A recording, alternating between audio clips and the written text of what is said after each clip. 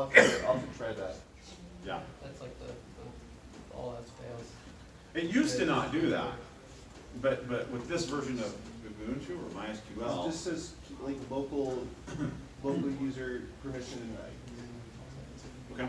That's all it says. So yeah, if you go into sudo MySQL, you should get back into it and change, grant, do whatever grant statements you want. So install MySQL server on the other system. Once again, for this review assignment, I don't care if you use NS2 as your MySQL server. I don't care. Configure the system to allow database connections on the public interface, not just the local host. Remember how to do that? There's a certain file you had to go edit and you had to comment out bind address. These are all in the notes, and yeah, if you don't remember exactly where it's at, that might be one thing you go look up. Okay, where's the path on that? Creating two databases, right? Create database command, database access. You're going to do some grant statements. Oh, this is something that I didn't do on an assignment, but I could have you do it on the exam. Is let's say that I pre-create on your virtual machine. I pre-make a database with some users in it. And here I'm saying remove access. How do we remove access? The revoke statement. So if you don't remember that exactly, that's something you look up real quick. Okay, revoke all privileges on Hogwarts.star to Ricky at localhost or whatever it is. So what does the .star mean?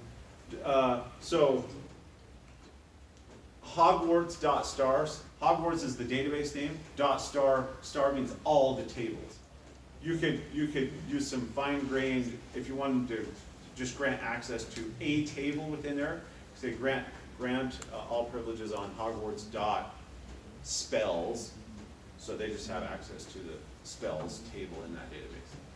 So when we create a user on the database, do we also, and we're trying to grant permissions from a certain IP address, do we have to create that same user on that IP address? No. No? Okay. Because system users and MySQL users are totally separate entities. So if you were, for system users, you use the add user command and it adds them to Etsy passwords. For MySQL users, you use the grant privileges or create user syntax, and it just adds them to the MySQL users table. They can't log in as a system user at that point. They can't SSH into the machine. So that's what that's for. Okay, so make sure you're okay and comfortable creating users, removing users from a database. Find a simple PHP MySQL web application you can find. Configure MySQL to allow the application to connect. Install and configure the application to use MySQL. So just like we did on the assignment, just find a very basic application that you can use to test, or use the same one that you used in this assignment, and make sure that you can connect and get everything working correctly. So okay if we create our own? Sure. Are you going to have one for us on the practical? Yep. I'm going to give you one. I'm deciding which one yet. Are we going to use the machines we create for this assignment on the practical? No. Isn't that the fives that might use some of our own? Yeah, so on the last exam, I said use your production domain. On this one, let me think. Do we need to because we need to You won't use these two machines that you create necessarily, but DNS probably. I'll probably say, yeah, go add an NS record for this exam called exam 4 or something, and it's a couple C names, and I give you the virtual host and the IP address. I say, on this virtual machine, install MySQL, do all this. On this virtual machine, install Apache and do all this, and get them talking to one another with this app that I give you. So,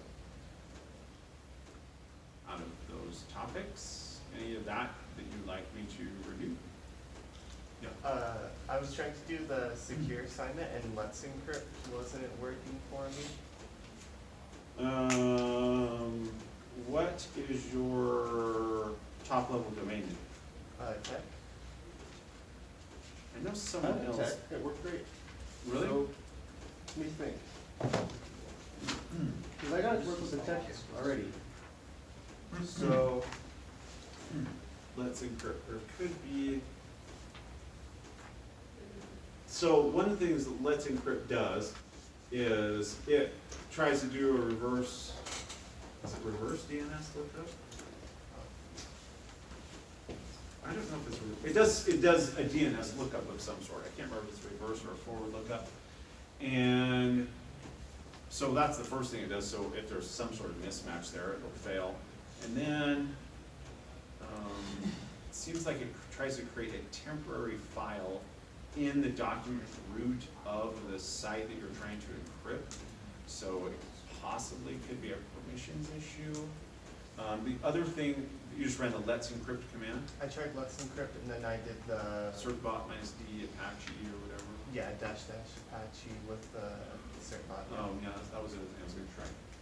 So, It said like, when it tried to do the challenge, it said like 403 forbidden. forbidden. And I tried it on like 3 different ones, all of which I could access and all of which had file permissions of 755 or 777. And so you can access that site from your laptop, for example? Yeah. Oh. I don't know.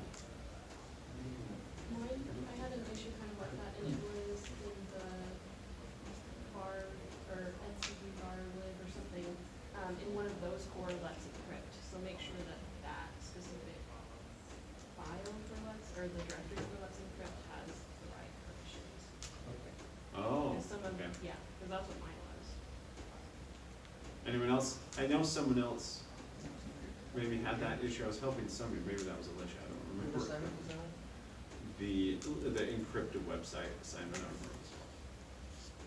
That's something we'll have to do in the practical. It's possible. I don't, I haven't usually had to do IPv6, but that ought to be pretty straightforward. So, that's a possibility. Yeah, Let's Encrypt and or IPv6 could be a possibility. Just don't have an autograder written for the IPv6 one, so. Anyway, okay, is there any other topics you want me to review, or, yeah? Just have a quick question.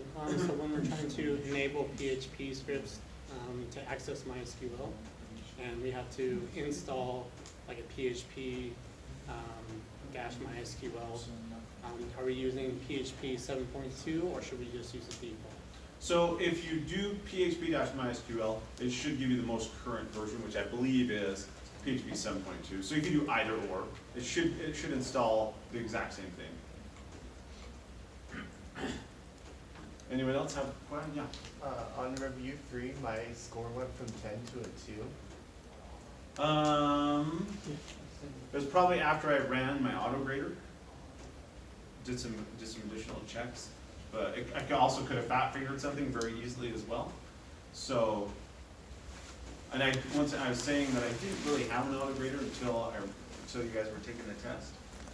That was just to help me go over and verify that we've done everything correctly. So, as I mentioned in the first class, if you want to go back and look at that, then I can. Other questions? Yeah. What's going to be on Practical 5? Practical 5, so we don't have a review assignment for that. Typically on Practical 5, I think I've given students like one virtual machine, and I do something like, I pick and choose a couple things from each of the earlier exams. So I might say, okay, all new users should have this UMass, create a new user. And then, set this up as a satellite. I already have a mail server set up, set this up as satellite. Install Apache on this, create a virtual host. So I just take a piece of every little thing and maybe throw it in, but not as extensive as, or intensive as each one of these exams we've had before. Just a little piece of each one. maybe the piece that I figure people have struggled with, and changing the host name, UMasks. Anyway, that's kind of the idea. And it will also, the fifth exam will rely heavily on your pre-existing machines that you've used throughout the semester. So I think, can't remember for sure, but it seems like, certainly I have you do some DNS entries on your own DNS servers. I could have you create a new partition on your file systems machine. And, yeah, I don't remember where it seems like the submission file then for test 5 could be quite large because I need all your information for all your machines, or anyway, something like that. But it's really just kind of a summary, but just a piece here and a piece there. Yeah. Can you properly go over how to change the host name? I know that there's like /host,